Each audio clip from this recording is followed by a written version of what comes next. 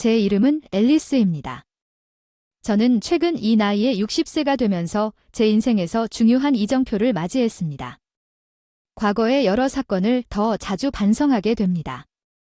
인생에는 굴곡이 있다고 흔히 말하지만 언제 가장 즐거웠는지 묻는다면 내 인생에서 가장 힘들었던 시기는 내 결혼 생활이 심각한 시련에 직면했던 때를 주저없이 언급하는 것이었습니다.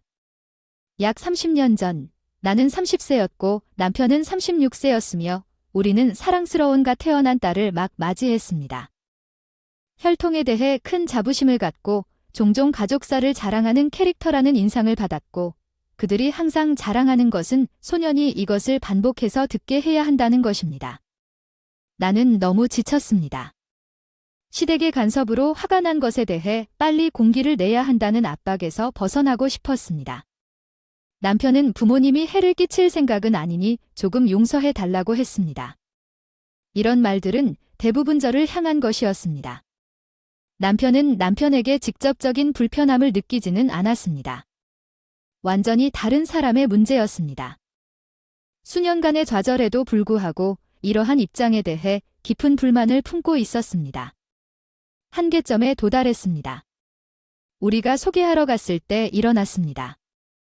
우리 딸이 태어난 후 시댁의 그 여자는 내가 거기 서 있는 동안에도 숨죽여 중얼거렸다. 남편은 무심코 낡았다고 말했지 알다시피 나는 그 자리에서 분노가 터지지 않은 것을 칭찬하고 싶었습니다. 하지만 내 분노를 본 남편은 무심코 말했다. 이 슬라이드를 좀 더 성숙하게 놔두면 안 될까? 그 순간은 아마 어느 날 가장 짜증이 났던 순간이었을 것이다. 내 부모님을 방문한다. 나는 다시는 돌아가지 않을 것이다. 결혼식을 준비할 때나 새집에 간섭할 때 내 아버지 어머니와 갈등을 피하기 위해 타협하려고 노력했지만 더 이상 병이 없어도 참을 수 없다. 귀찮다는 사실은 변하지 않으니 그만하세요. 저는 부모님의 소원을 들어주기 위해 여기 있는 요술램프가 아닙니다. 강한 어조로 전하고 싶었지만 소용없었나 봐요. 가문의 혈통은 너무 낡은 개념이에요. 요즘은 알겠지만 우리 집안은 괜찮은 가문이야. 남편의 전혀 무관한 반응에 어안이 벙벙해져 말문이 막히는 동안 남편은 그 순간 기분 좋게 욕조에 물을 채우러 갔는데 갑자기 남편의 엉뚱한 반응에 답답함을 느꼈다. 악의적인 의도가 바람직해 보일 정도로 그의 순진함의 심각성을 느끼면서 그는 단순히 순진한 것인지 아니면 대화를 혼란스럽게 하고 방향을 바꾸려는 고의적인 시도가 있었는지 고려하여 그가 어떤 질병을 앓고 있는지에 대해 생각한 상황을 어느 정도 받아들였습니다. 현실적으로 무엇이 될 수 있는지 정확히 집어낼 수는 없지만 질병에 걸릴 확률은 희박합니다. 진행 중인 상황은 이러한 상황에서 피할 수 없는 주요 갈등이 다가오고 있다는 불길한 느낌을 가져옵니다. 갈등이 최소화한 깊은 불안은 내 분노의 진짜 원인을 이해하지 못하는 남편에게서 비롯됩니다. 이 불안은 다음 3일 동안 거의 확실하게 느껴졌습니다. 남편이 나에게 말할 때마다 무시하려고 했지만 별 차이가 없는 것 같았습니다. 너무 화가 나서 고개를 갸웃거린다는 것은 내가 하고 있는 일에 대한 답답함과 공허함을 더할 뿐입니다. 왜 남편은 내 감정을 남의 일인 것처럼 대하는 걸까요? 이해할 수 없는 남편은 내 진심을 이해해줘. 시아버지가 여자라고 했을 때 밥상을 차더라도 친정으로 돌아가야 했어. 남편은 그 사건을 무시하고 갈등을 피하려는 나의 시도는 순진했고 나는 이제 이것을 뼈저리게 깨달았습니다. 그러나 나는 새로운 결심으로 행동을 취하는 것이 너무 늦지 않았다는 것을 깨달았습니다. 나는 내일 이 시간까지 집을 떠날 준비를 했습니다. 나는 여행을 통해 부모님 집에 도착할 것입니다. 집이 길어서 가까운 친구를 방문하기로 결정했습니다. 하룻밤 동안 그 집에 머물기로 했습니다. 남편에게 내 감정을 명확하게 표현하는 이메일을 보냈습니다. 최근 사건을 통해 귀하가 앞으로 우리 가족을 어떻게 생각하는지 분명해졌습니다. 나는 세 번째 사람을 통해 의사소통하는 것을 선호합니다. 파티 제3자를 참여시키고 싶으시면 나중에 연락처를 알려드리겠습니다. 이메일을 보낸 후 바로 준비해주세요. 남편에게서 답장을 받았습니다. 집에 갈 때까지 기다려 주시겠어요? 침착하게 얼굴을 맞대고 이야기하고 싶지만 하지만 더 이상 남편과 직접적인 대화를 할 수 있는 희망이 없었습니다. 남편이 보기에 당연해 보였던 행동이 남편이 그래야 했음에도 불구하고 다음날 시댁에서 부모님 집을 방문할 계획을 세웠기 때문에 대화가 불가능했던 주된 이유였습니다. 그런 상황에서도 내가 아무것도 이해하지 못하는 게 분명해 진정하고 생각해 보길 바랐는데 너희 대답을 보니 희망이 희박해 보여 앞으로는 변호사를 통해 기다리며 소통하게 하니 그건 완전 오해야. 사실 우리 부모님도 알고 계실 거야. 너한테 가혹하게 대하고 계속 이러면 이혼할지도 모르니까 너한테 아무 말도 하지 말라고만 했을 뿐이고 제3자를 통해 문제를 해결하려는 의도는 절대 없었어. 넌 정말 전혀 이해가 안 돼. 내 분노는 실제로 향한 거야. 당신에게 나는 당신이 내 문제를 무시하고 항상 말을 하지 말라고 한 것처럼 당신의 부모님을 옹호하는 방식을 참을 수 없습니다. 당신은 부모님이 화가 났기 때문에 내 문제도 무시했습니다. 당신은 그들이 왜 그렇게 하는지 어느 정도 알아야 합니다. 엄마가 바로 오셔서 속상하셨을 텐데 시댁 말씀을 둥그스름하게 다정하게 전달했는데 시아버지가 무심코 언급한 진짜 내용이 너무 가혹해서 마음이 너무 가혹해서 남자라면 용서가 되지만 여자를 낳고 우리에게 그렇게 격하게 행동하는 것은 큰아들의 아내이기 때문에 참았지만 그런 치욕은 용서할 수 없으며 우리 아들은 이것이 우리 잘못이라고 말하고 있습니다. 가족의 유대를 깨뜨린 것에 만족하고 시댁 식구들은 딸이 필요 없다고 말하면서도 내일 딸을 데리러 오겠다고 하는데 진짜 의도는 불분명하다. 돌아가면 남편으로부터 답장 메일을 받았다. 너희 부모님한테는 얘기할 기회가 없어. 직접 만나서 다시 얘기하자. 또 내 말을 그냥 무시할 건지 아니면 날 설득할 건지. 난 그런 식으로 더 이상 안 넘어갈 거야. 부모님한테는 얘기를 안 했어. 일련의 사건들이 있어서 처음 들었을 때 둘 다 큰 충격과 분노를 느꼈지만 표면적으로는 차분해 보였지만 이런 상황에 대비하기 위해 상대방의 진짜 의도를 조사하는 것이 전략적인 태도였다고 하더군요. IC 녹음기를 조심스럽게 준비했고 급히 동급생이자 현재 변호사로 활동하고 있는 사람에게 급히 상담을 했고 갑작스런 시댁 방문 소식에 긴급 상황을 논의하기 위해 다음날 아침 변호사와의 면담이 잡혔다. 다음날 아침 시댁과의 면담에는 변호사도 참석하도록 되어 있었습니다. 약속대로 시댁에 서둘러 가니 시댁이 약속대로 도착해 벌써 기다리고 있는 변호사를 보고 깜짝 놀라 할 말을 잃었습니다. 그들이 고발한 모든 것을 기각하고 부인하려고 했습니다. 정말로 우리가 그런 말을 했다고 믿습니까? 그런 근거 없는 이야기를 만들고 우리를 악당으로 묘사하는 것은 용서할 수 없습니다. 그녀의 말에 속지 마십시오. 그들이 필사적으로 자신을 변호하려고 했던 이 여자 이 대화 동안 변호사는 남편과 저 사이에 주고받은 이메일을 시댁 식구들에게 주의 깊게 제시했습니다. 그 이메일에는 제가 남편에 대해 시댁에서 비난한 내용과 제가 얼마나 감정적으로 상처받았는지 그리고 남편이 자신의 부모의 행동을 정당화하려고 어떻게 노력했는지 자세히 설명되어 있었습니다. 이런 사실로 시댁은 할 말을 잃었습니다. 왜 우리 아들이 언급한 것처럼 잘하지 못했다고 주장하는 진술을 당신의 아들이 변호하는 것입니까? 우리는 해를 끼칠 의도가 없었다고 시댁에서는 여러 가지 변명을 시도했지만 변호사 앞에서 그들은 아무것도 하지 못하고 다양한 분노와 슬픔의 표정을 지으며 떠났습니다. 물론 저는 딸을 보호하고 있습니다. 남편이 다음 날 온 가족과 논의하기 위해 방문하기로 되어 있었고 변호사는 예정대로 남편이 도착했습니다. 시댁에서 딸을 데려가고 싶다는 강한 의지를 보였는데 부모가 모두 살아있고 아이의 양육에 문제가 없어 불가능할 때 조부모가 양육권을 주장하는 것이 법적으로 허용된다고 생각하시나요? 그러나 그들은 확고한 반박에 직면했습니다. 시댁 식구들이 내 딸에 대한 집착을 숨길 수가 없어서 아들에게 데려가게 할 거야. 우리 아들이 딸을 제대로 받아들이면 괜찮을 텐데 괜찮아. 그 사람은 아첨하는 미소를 지으며 변호사의 환심을 사려고 한 것 아닌가? 잊어버렸지만 소녀가 필요하지 않다는 진술이 있었습니다.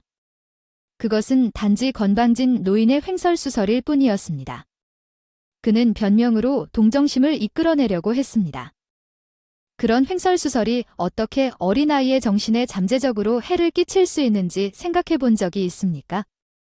어리둥절한 반응 변호사는 그것이 어떻게 자존감을 손상시키거나 아이들의 자책으로 이어질 수 있는지를 포함하여 심각한 의미에 대해 논의했습니다. 당신은 당신이 어떤 권리를 갖고 있다고 믿는지에 관계없이 이러한 기본적인 사실을 정말로 모르고 있습니까? 그렇지 않으면 법이 결코 당신에게 양육권을 부여하지 않을 것입니다. 아이의 최선의 이익을 위해 남편에게도 이 점을 강조했습니다. 부모님의 낡은 생각을 거의 구식 공모로 받아들이는 것은 학대와 비슷합니다. 학대라고 부르는 것은 터무니없는 것이 오늘날 사회에서 과장된 것입니다. 당신의 사고방식은 완전히 이전보다 다소 완화된 접근 방식에도 불구하고 사회가 용인할 수 없는 일이지만 시댁의 완고함은 여전히 입장을 굽히지 않고 그러한 악의를 기억하지 못한다고 주장했으며 이혼을 원할 경우 위자료를 지불하지 않겠다고 단호하게 비난했습니다. 아들이 부모를 보호하는 것이 당연하다고 주장하는 문제에 대한 나의 지나치게 민감한 성격과 그들이 나를 신경증적이고 편집증적이라고 부르는 가족 전통에 맞지 않는다고 비난하는 것이 왜 문제인지 의문을 제기하고 어머니로서 부적합하다고 주장했습니다. 아이가 남편이 양육했다면 그들의 주장은 당혹스러웠고 오늘날 변화하는 세계에서 이해하기 어려운 사고방식을 반영했습니다. 그러한 낡은 가족 가치관에 적응하는 것은 분명히 불가능합니다. 왜 이 기성세대들은 시대에 적응하지 못합니까? 어느 시대인지 당황하지 마십시오. 모든 사람은 자신만의 가치관을 가지고 있고 그것을 갖는 것은 괜찮지만 그러한 견해를 공개적으로 표현하는 것은 다른 사람들과 충돌할 수 있습니다. 특히 귀하의 가치관이 놀라운 것을 보여주는 구식이라는 사실을 인식하지 못한다면 오늘날 동정심을 거의 찾을 수 없는 구식 신념과 충돌할 수 있습니다. 당신의 혈통에 대한 무지와 자부심에 대해 당신의 서클 외부에서는 거의 알지 못하거나 관심을 갖지 않습니다. 그것이 끝났다면 놓치지 않을 것입니다. 그것은 자랑할 것이 아니라 당황스러울 뿐이며 당신이 조금이라도 부끄러움을 느꼈다면 당신은 이 굴욕적인 상황에 처하지 않을 것입니다. 상황이 화를 냈다. 시댁 식구들이 크게 동의하지 않았다. 흥분해서 무슨 말을 하는지 이해하기 어려웠다. 말을 알아듣기가 어려웠다. 분노한 얼굴 눈을 크게 뜨고 주름살을 치고 침을 튀기며 고함을 지르는 모습 마치 좀비 영화에서나 나올 법한 당신은 여자가 장로들에게 존경심을 표한다는 말은 아주 분명했습니다. 존중받는 대우를 원한다면 현대 시대에 맞는 인간성을 좀 더 채택해야 할 것 같습니다.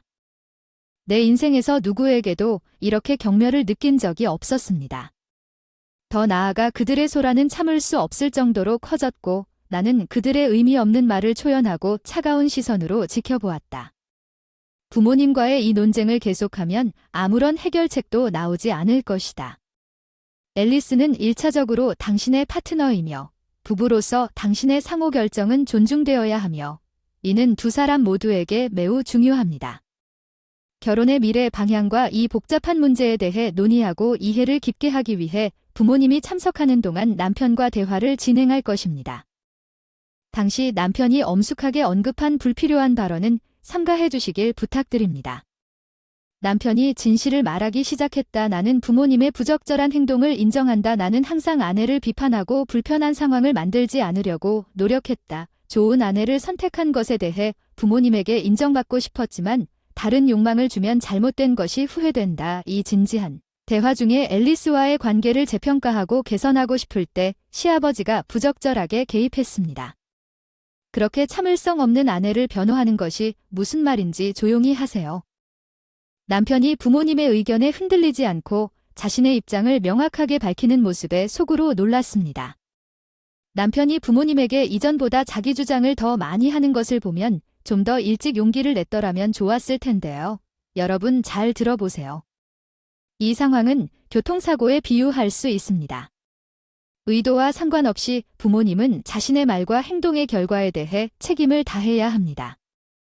또한 남편도 이 심각한 문제를 방치하고 남편이 원할 경우 변호사와 자세히 계획한 대로 명확하게 지적한 상황을 더욱 악화시킨 것에 대한 적절한 책임을 져야 합니다. 결혼을 계속하기 위해 나는 그에게 가족과의 관계를 완전히 끊을 것을 요구하는 조건을 직접 전달했습니다. 이미 서명한 이혼 서류 제출, 진심 어린 사과 편지 제공 및 새 거주지로 이사 이 4가지 조건을 마지막 기회로 간주했습니다.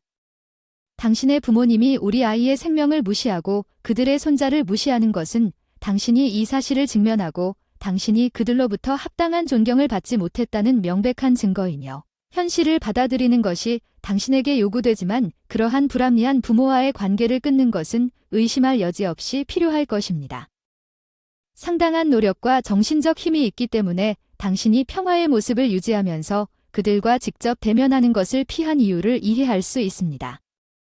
그러나 제발 이 일에 대한 우리의 개입을 끝내자. 우리 딸과 나는 피해로부터 우리 자신을 보호하고 반대할 권리가 있습니다. 그런 행동은 우리에게 상처를 준 사람들에게 양보할 의무가 없습니다. 나는 우리의 행복을 위해 최선을 다할 것입니다. 그러나 우리 딸을 변화시키려는 당신의 진정한 의지가 없이는 당신이 계속해서 당신의 의지를 왜곡하는 것을 억제하는 동안 나는 고독 속에 남겨집니다. 부모님 기대에 부응하기 위해 성실한 남편, 참아빠가 되고 싶다면 아무리 힘들어도 변화하고 성장할 의지가 있어야 합니다. 내 말에 감동받아 남편은 울기 시작했습니다. 부모님과 일 처리하고 돌아올게요. 너와 우리 딸을 위해서 아무리 강경하게 다짐했지만 시댁 식구들과의 일을 해결하기는 쉽지 않을 텐데 아버지로서의 책임을 다하고 씩씩하게 일어서길 바라. 이것이 나의 마지막 타협이고 가끔 머리가 뜨거워질 때면 나는 그와의 관계를 끊는 것을 고려해보세요. 그러나 다른 관점에서 보면 남편이 아버지로서의 역할을 깨닫고 그것이 가장 바람직한 해결책이 될 것이라는 인식을 가지고 행동할 수 있다면 남편도 유독한 부모의 영향으로 고통받는 피해자입니다. 그러나 내 결심은 확고합니다. 나와 내 딸에 대한 무례함을 용납하지 않을 것이며 남편이 부모님의 압력에 굴복한다면 그것은 우리 관계의 끝을 의미하며 그의 현재 상태를 고려할 때 내가 받아들일 준비가 된 운명은 그가 내 말을 따를 가능성이 높지만 나는 그 본드를 섬길 준비가 되어 있습니다. 그런 관계는 남편이 건강한 정신 상태 없이는 내가 원하는 것이 아닙니다. 남편의 건강한 정신 상태가 없으면 우리 관계에 의미가 없습니다. 단순히 통제권이 그의 부모에서 나에게로 옮겨지기 때문에 우리 관계에 의미가 없습니다. 인형 같은 결혼 생활은 상호 불행을 가져올 뿐입니다. 이상적으로는 피하고 싶습니다. 남편이 부모에게 맞서서 억지로가 아니라 스스로의 의지로 독립된 개인으로 성장했으면 좋겠다는 바람이 욕심쟁이라고 할 수도 있겠지만 한 번도 반항해 본 적이 없는 사람이 서두르지 않고 당당한 입장을 취하는 데에는 엄청난 용기가 필요하다. 아니면 자신의 속도로 변화하도록 지원하거나 압력을 가하는 것이 궁극적으로 우리에게 가장 좋은 길일 수 있습니다. 그 사건 이후로 조용히 결과를 기다리는 것을 선택했습니다. 시댁 식구들로부터 연락이 없어 섬뜩한 침묵이 흐르고 있습니다. 남편과 부모님 사이에 주고받은 대화 또는 실제 대화가 매일 공개되지 않았더라도 남편으로부터 직장 생활의 다양한 일상적인 측면을 자세히 설명하는 이메일을 받습니다. 집에 있습니다. 현재 저녁 식사를 준비하고 있는 새로운 내용이 있습니다. 최근 이메일에서 그는 우리 새 집에 대해 어떤 소망이 있냐고 물었습니다. 나는 매번 속속들이 확실하지 않은 내용으로 답장합니다. 시댁 상황에 대해 더 알고 싶지만 의존하는 불필요한 문제를 일으키지는 않습니다. 남편에 대한 신뢰가 30년 정도 흘렀고 우리가 여전히 함께 있다는 사실은 말하기 어려운 남편이 최고인지 아닌지를 어떻게든 극복했다는 것을 보여주지만 그 사건 이후 나는 그에게서 믿음직한 힘을 느꼈습니다. 가족을 지킬 수 있는 힘이 있을지도 모른다는 희망을 주는 변화를 보여줬어요. 어쩌면 우리는 이 삶을 함께 걸어갈 운명이었을지도 모르죠. 지금 생각해보면 분노의 순간에 충동적으로 우리의 유대를 끊지 않은 것은 올바른 결정이었습니다. 남편이 시댁 식구들과 잘 해결하고 있어서 간섭한 적도 없고 남편과 시부모님 사이에 무슨 일이 있었는지 너무 궁금하기 때문에 캐묻지 않는 게 좋을 것 같아서 질문도 중단한 것 같아요. 그 당시 심각한 문제는 궁극적으로 우리가 바꿀 수 없었을 수도 있는 특정한 상황 없이 우리 둘 다 성장할 수 있게 해주었습니다.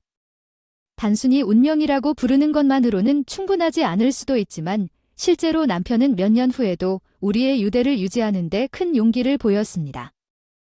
아들이 태어났고 시댁이 또 간섭할까 잠시 걱정도 했었는데 다행히 시간이 지나면서 그런 일은 없었습니다. 이제 딸과 아들은 독립적으로 성장하여 남편과 저는 조용히 노후를 보내고 있습니다. 인생은 전혀 나쁜 것이 아니야. 인생은 여러 형태로 온다 하지만 이 평온한 날들에 감사해 알렉스. 이제 집으로 돌아갈 시간이야. 봐봐 해도 곧 저 집에 갈 시간이 거의 다 됐어. 난 아니야. 떠나고 싶지만 비행기를 좀 더 보고 싶다고 설득했지만 소용없었음이 분명했다. 알렉스는 작은 손으로 공항 울타리를 꽉 움켜쥐고 셀 수 없이 많은 비행기에 다정한 애를 흔들며 걱정하고 있다. 우리는 저녁 식사 시간에 맞춰 다시 돌아올 것이다. 나는 궁극적으로 알렉스의 작은 소원을 이루어주기로 결정했다. 그의 눈은 별처럼 빛나고 그의 흥분된 통통한 볼은 순진한 미소 때문에 사랑스러운 붉은색으로 변했다. 할머니가 행복하게 하지 않을 일은 없다. 그것은 변하지 않는다. 할머니를 사랑합니다. 알렉스가 나보다 키가 커져도 이 사실은 변함이 없습니다. 75세입니다. 나는 상대적으로 평온한 은퇴 생활을 즐기고 있습니다. 남편 조지도 75세입니다. 친구와 함께 체스를 즐기며 하루를 보냅니다. 우리에게는 아들 리암과 딸 엠마가 있습니다. 이제 자신의 가족, 특히 우리 아들의 가족에는 이제 대학생인 엘릭스가 포함되어 있습니다. 우리 아들은 일 때문에 이사를 많이 했고 엘릭스가 어렸을 때 몇 년에 한 번씩 이사를 했습니다. 엘릭스가 친구를 두고 떠나는 모습은 항상 보기 어려웠고 저는 그것이 큰 부담이라고 느꼈습니다. 우리 아들의 아내 린더는 휴일 동안 두 팔 벌려 환영합니다. 엘릭스의 작은 손을 잡고 슈퍼마켓을 산책하며 저녁 식사에 사용할 재료를 고르고 황혼까지 공항에서 비행기를 지켜보며 지친 작은 몸을 집으로 운반하는 것은 정말이었습니다. 힘들지만 함께 보낸 이 순간들은 소중한 추억이다. 할머니 나에게 꼭 달라붙었다고 하셔서 믿을 수 없을 만큼 행복했지만 린더 엘릭스의 엄마는 여름방학 동안 엘릭스를 돌보거나 입학을 위해 사려 깊은 선물을 보냈음에도 불구하고 다소 매너가 부족했습니다. 대답은 종종 간단했습니다. 아, 네. 처음에는 너무 마음이 아팠고 아들과 의논할까도 생각했지만 아들의 아내를 비난하고 싶지 않아서 알렉스가 중학교에 들어갈 때 혼자만 이야기하기로 했습니다. 그 후로 일 때문에 혼자 살게 된 알렉스는 동아리 활동에 바빠 집에 거의 들어오지 않았다. 고등학교 이후로 한 번도 우리를 찾아오지 않았지만 외로웠지만 친구들이 그런 일을 겪는 것을 듣고 나도 삶의 일부로 받아들여졌는데 어느 날 엘이 뜻밖의 일을 했다. 린더로부터 전화를 받았습니다. 그녀가 전화하는 경우는 거의 없었습니다. 보통 제 아들이 우리에게 연락합니다. 제 아들에게 나쁜 일이 일어났다고 걱정했습니다. 저는 초조하게 전화를 받았습니다. 안녕하세요. 엘릭스의 대학 등록금이 부족합니다. 재정적인 도움이 필요합니다. 무슨 일을 하셨나요? 인사도 없이 그녀가 대화를 시작하는 매우 효율적인 방법으로 직접 요청했다고 말했지만 지금은 이 말을 처음 들었을 때 직접적으로 돈을 요구하는 것이 무엇을 의미하는지에 대해 깊은 인상을 받을 때가 아닙니다. 나는 그것이 사기라고 생각했지만 린더의 이름은 전화기 디스플레이에 또렷하게 표시되어 있는데 갑자기 무슨 일이 일어나고 있는 걸까요? 사실 알렉스는 대학 입시를 하려 했으나 가고 싶은 대학이 멀어서 혼자 살게 할 수밖에 없지만 가게 사정이 어려워서요. 그래서 우리는 당신이 재정적으로 기여할 수 있기를 바랍니다. 마침내 엘릭스의 교육에 대한 재정적 지원을 요청하는 것 같은 상황을 이해했습니다. 엘릭스의 대학 입학 문제로 많은 어려움을 겪고 있지만 재정 문제로 인해 많은 어려움을 겪고 있다는 것을 이해합니다. 갑자기 뭐야 사랑하는 손자를 위해서라고 그러는데 뭐야 사랑하는 손자가 꿈을 이루지 못할 수도 있다는 걸 알면서 마음이 아프지 않니? 알렉스는 정말 사랑스럽고 사랑스러운 손자야. 그 이후로 한 번도 본 적 없어. 그는 고등학생이 되었지만 나는 항상 가능한 모든 방법으로 그를 지원하고 싶었지만 내 손자를 방패로 사용하여 지원을 요청하는 것이 다소 불편하다고 생각하십니까? 이 문제에 대해 리엄과 제대로 논의하셨나요? 그의 수입이 정말 부족합니다. 리엄이 현재 생활을 하고 있다는 것을 알고 계시나요? 혼자 일을 하니까 아직도 그런 질문을 하는 줄 알면서 파트라고 해서 이런 문제를 논의할 수 없는 건 아니지 않나. 린다는 이해하지 못하는 선배를 대하듯 한숨을 쉬었지만 정말로 한숨을 쉬고 싶은 사람은 나다. 리암, 그 사람은 집안을 모두 떠났다고 했고 앨릭스는 나에게 중요하니까 걱정하지 마세요. 하지만 어차피 당장 돈을 주어야 한다고 해도 전혀 안심이 되지 않습니다. 그렇게 간단한 일이 아니니까요. 조어지와 상의할 테니 기다려주세요.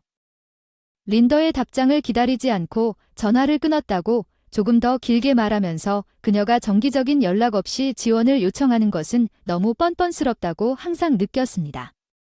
앨릭스를 방패로 사용하여 솔직하게 거부하고 싶은 마음이 강하지만 지원을 제공하지 않으면 지원 제공 여부에 따라 앨릭스에게 불이익을 줄 수 있습니다. 아니면 결과에 대해 안타까운 마음이 있어서 결국 우리는 앨릭스의 대학 교육비를 지원하기로 결정했습니다. 비록 린더의 태도에 전적으로 동의하지는 않았지만 우리는 앨릭스의 미래를 우리를 위해 지원하고 싶습니다.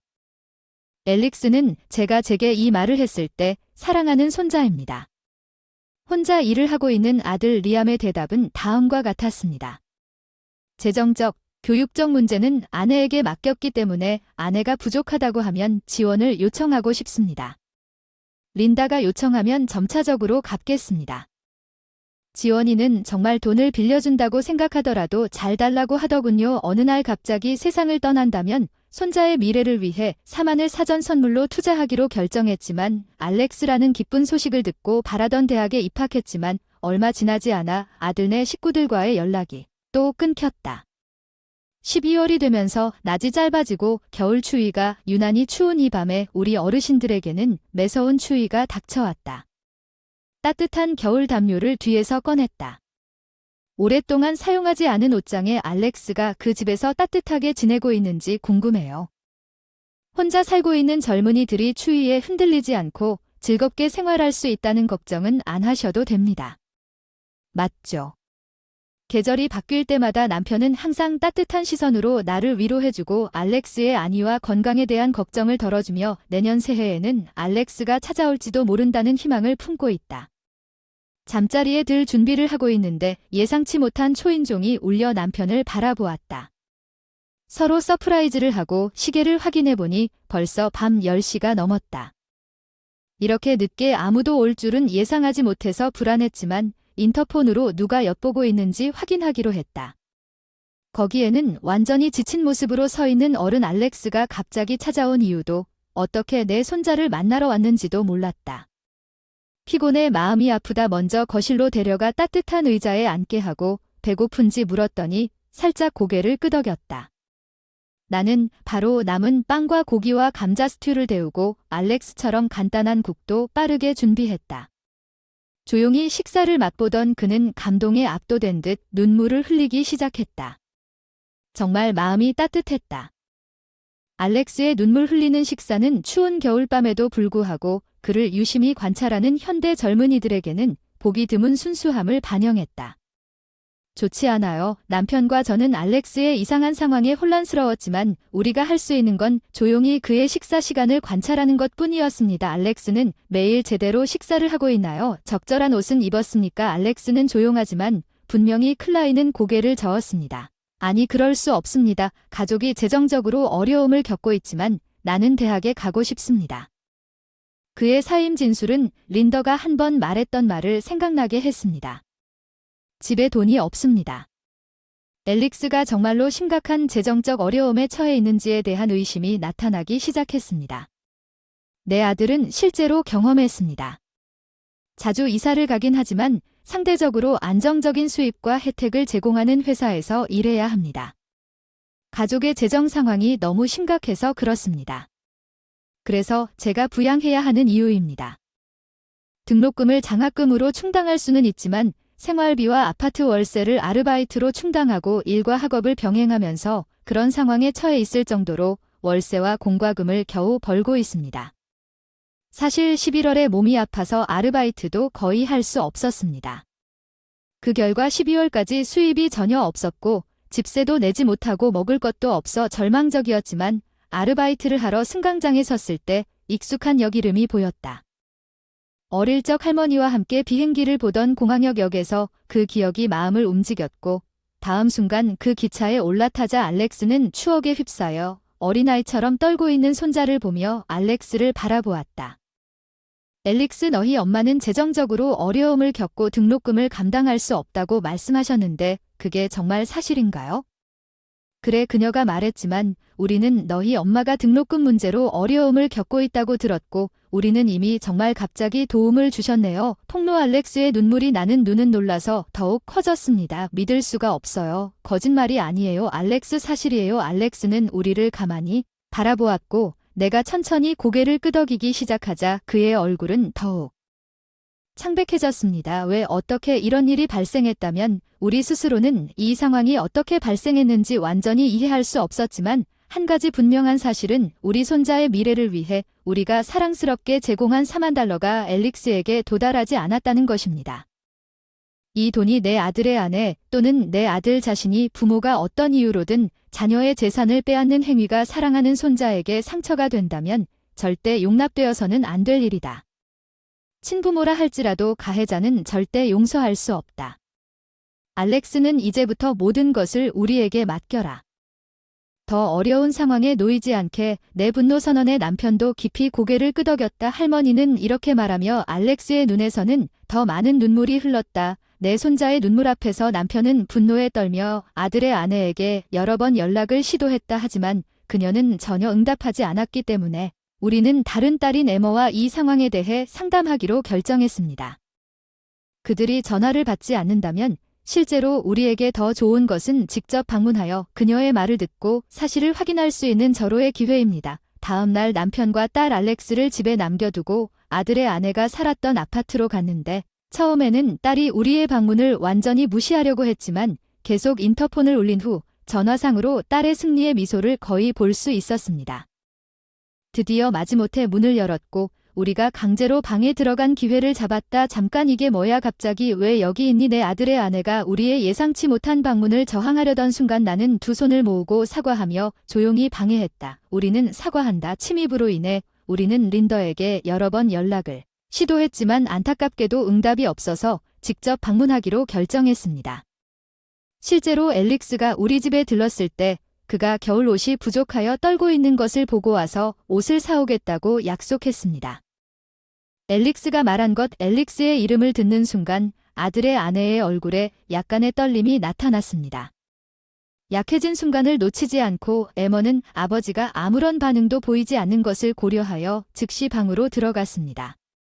부모님이 걱정하는 것을 정말 싫어하는 것 같습니다. 갑작스런 방문은 귀찮을까봐 같이 가기로 했고 알렉스 방은 어디냐며 이렇게 말하면서 딸은 배려심 있는 척 과감하게 방을 뒤지기 시작했다. 잠깐만, 거기는 내 개인 물품 보관소. 아, 그런가? 그래서 지금 이 흥미롭다고 말할 때가 아닌데 린다, 이렇게 말하면서 정말 스타일 감각이 좋은 것 같아요. 그녀는 코트를 집어 자세히 살펴보았어요. 예를 들어 이 코트는 디자인이 정말 단순한데 품질이 좋아요. 사용된 소재도 너무 좋고 시대를 초월한 작품이에요. 네, 린다는 자신의 취향을 인정받은 것 같아 만족스러운 표정을 지었고 이 가방은 광택감과 촉감도 너무 사랑스러워요. 그녀가 집은 반짝반짝 빛나는 블랙 가방을 선보였는데 정말 멋진 느낌을 줬어요. 세련된 공기. 린더는 자신의 패션 향기에 대해 칭찬을 받고 조금 기뻐서 웃지 않을 수 없었습니다. 그렇습니다. 하지만 그렇게 비싸지는 않습니다. 그렇게 비싸지는 않지만 이 품목은 $5,000 가치가 있지 않습니까? 내 반응이 커지면서 린더는 무심코 표정을 지었습니다. 이것을 본 딸은 후회하며 자신있게 옷장을 다시 찾았습니다. 이 코트는 훨씬 더 비쌉니다. 린다의 견해로는 이 코트도 비싼 품목으로 간주되지 않습니까? 딸의 질문에 린다는 눌렀습니다. 흔들릴 수밖에 없었던 아들 아내의 얼굴은 금세 변색되고 딸의 날카로운 추궁에 피가 뚝뚝 흐른다. 엠마는 상황을 읽고 조절하는 데 능숙했다. 딸과 함께 아들 아내를 방문한 이유는 재정 관리에 대한 진실을 폭로하다 아들이 등록금을 남용했을 가능성이 있었지만 아내에게 모든 것을 맡겼기 때문에 오용은 패션에 정통한 아내와 관련이 있을 가능성이 더 높았던 것 같습니다. 딸은 비싼 돈의 진정한 가치를 분별할 수 있었습니다. 구체적인 증거를 확보한 브랜드들과 과연 우리의 기대는 딸이 발견한 어리둥절한 린다를 무시하고 훌륭하게 충족되었고 얼핏 수수해 보이는 아이템들도 그 품질을 아는 사람들에게는 분명 럭셔리하고 가난하게 사는 아이를 둔 어머니의 가치, 옷장이 전반적으로 이렇게 사치스럽게 가득 차 있으면 안 돼요. 이 옷장에 보관된 모든 물건의 가치가 얼마나 되는지 궁금합니다. 그런데 알렉스의 옷은 하나도 찾을 수 없는 것 같아요. 다른 옷이 있을지도 모르겠네요. 방에서 원하는 대로 하지 마세요. 그 문은 욕실로 연결됩니다. 이 로션은 $11,000에 달하는 비싼 제품이군요. 맞고 당신은 전체 시리즈를 사용하고 계십니다. 상당히 럭셔리한데요. 알렉스의 피부는 건조하고 거칠었던 것과 대조적으로 당신의 피부는 너무 빛나고 있는 것이 당연합니다. 그거면 돼서 와 샤워기부터 드라이어까지 사용하는 것 다 고급인데 진짜 연예인 라이프 스타일이네. 내 동생 수입으로 이렇게 멋진 삶을 살 수 있다는 생각이 너무 부럽다. 잠깐만 기다려주세요. 하지만 딸의 끊임없는 추구와 통찰력은 아들의 아내가 절망에 빠져 머리를 긁는 것을 멈추지 않았습니다. 나는 약간의 비꼬는 말을 하기로 했습니다. 내가 보기에 린다는 우리가 재정적으로 지원하는 것으로 볼 때 꽤 호화로운 삶을 살고 있는 것 같습니다. 전혀 불필요한 일이 아니었나. 그렇지 뭐. 그런데 생각해보면 좀 이상하지 않나. 알렉스는 너의 호화로운 생활에도 불구하고 등록금을 장학금으로 충당하고 아르바이트로 생활비를 벌고 있다고 하는데 어떻게 그럴 수 있지? 린더 $4,000가 그 값비싼 코트나 어쩌면 이 화장품 속으로 어디로 사라졌는가. 린더는 눈을 크게 뜨고 입을 다물며 필사적으로 며느리를 괴롭힌 적이 한 번도 없는 핑계를 찾고 있었지만 할 말을 잃었습니다. 사기를 저지른 며느리를 추적하는 것은 꽤 흥미로웠습니다. 물론 이 모든 행동은 내 손자를 위한 것이었습니다. 그러다가 남편이 조용히 나를 바라보며 자기야라고 신호를 보내는 것을 알아차렸습니다. 이 상황에는 그 이상의 일이 있는 것 같습니다. 그 순간 아들의 아내가 우리에게 아무 말도 하기 전에 그 어떤 상황보다 표정이 일그러지는 것에 대한 두려움 때문에 얼굴에서 핏기가 빠져나갔습니다. 우리는 그녀를 거실로 지나갔고 남편은 재빨리 큰 커튼을 열었습니다. 창가 베란다에는 혹한의 추위에 낯선 사람이 서 있었다. 입술은 보랏빛으로 변하고 몸은 떨고 있었다. 이 사람이 우리 아들이라면 설마 우리 아들일 리가 없다. 이렇게 밖에 있을 이유가 없지 않느냐. 안녕하세요, 린다. 이 신사분 잠깐만요. 그렇지 않아요. 그렇지 않습니다. 아들의 아내가 살았던 콘도를 깜짝 방문한 결과 브랜드 아이템에 대한 집착과 그녀의 정사가 대낮에 노출되어 아들과 손자가 모두 자신이 좋아하는 브랜드 아이템이 실제로는 수십만 달러 상당의 명품이라는 사실을 거의 모르고 있었으며 남편과 아들의 부재를 틈타 애인과 준동거 생활을 즐기고 있었던 것으로 드러났다. 알렉스의 미래를 위해 모든 것을 그녀의 브랜드 구매와 그녀의 연인과의 호화로운 삶에 소비했습니다. 우리는 용서할 수 없는 상황에 직면했습니다. 결국 아들과 린다는 아들의 아내와 이혼했습니다. 외로움이 참을 수 없었다거나 아이를 키우는 부담감이라는 핑계가 늘어섰습니다. 집안일만으로도 스트레스가 쌓였지만 아무도 그녀의 이유에 공감하지 않았습니다. 그 결과 제 아들의 전 부인은 법적으로 명품 구입과 불륜에 따른 비용으로 $100,000에 가까운 위자료를 지불해야 했습니다. 모은 명품 브랜드 물건을 다 팔아 빚을 다 갚는 게 불가능했고 남은 빚도 천천히 월부로 갚아야 하는 45세인 지금 대부분의 결혼 생활을 일하지 않고 보내며 안정적인 취업을 하게 될 것이다. 그녀에게 더욱 어려운 도전은 그녀가 한때 사랑했던 브랜드 제품을 더 이상 얻을 기회가 없게 되고 70세쯤까지 장기 상환 생활을 강요당하는 한편 그녀의 연인은 위자료를 지불하고 빨리 그녀의 곁을 떠나게 된다는 것입니다. 아들의 전 부인은 현재 낡은 아파트에 혼자 살고 있으며 45세의 나이로 외로움과 재정적 어려움을 이겨내지 못한 채 겸손한 삶을 살고 있습니다. 그녀는 한때 대학에서 알렉스에게 접근하여 연락을 시도했지만 알렉스는 완전히 그의 어머니의 과거 행동을 알고는 그녀의 시도를 완전히 무시하고 떠났습니다. 내 아들의 전처는 그녀가 전혀 예상하지 못한 일을 그녀의 아이에게 거부당해서 깊은 충격을 받았습니다. 반면에 앨릭스의 아버지 내 아들은 그의 과거 행동, 특히 그의 행동에 대해 깊이 후회했습니다.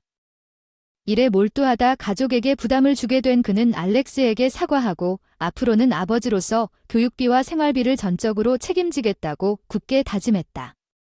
가족의 과거 불행을 바꿀 수는 없지만 앞으로는 그 실패를 적극적으로 만회하겠다는 다짐을 했다. 앞으로 3년이 흘렀어요. 여름 할머니 잔디 깎는 일 다 끝냈어요. 너무 고마워요. 알렉스 여기 시원한 차와 수박 준비했어요. 시원한 발코니에서 알렉스가 땀을 닦고 앉는 동안 함께 즐겨요. 베란다. 내 옆에 나는 그 옆에 생기 넘치는 수박을 조심스럽게 놓아 그가 열심히 수박을 깨물고 있는 모습을 지켜보았다. 그의 부모님이 이별을 말씀하신 후 나는 미소를 지을 수밖에 없었고 그와 함께 수박을 즐겼다. 앨릭스는 오랜 대학 생활 동안 정기적으로 우리를 방문하기 시작했다. 쉬는 시간에 굳이 애쓰실 필요는 없지만 밝게 대답해 주셨어요. 몇 살이 되어도 넌 언제나 변함없는 나의 소중한 손자야. 이 교환에서 알렉스는 가볍게 한숨을 쉬었지만 할머니로서 나에게 행복한 미소를 지었다. 그 미소는 무엇과도 바꿀 수 없는 보물이다.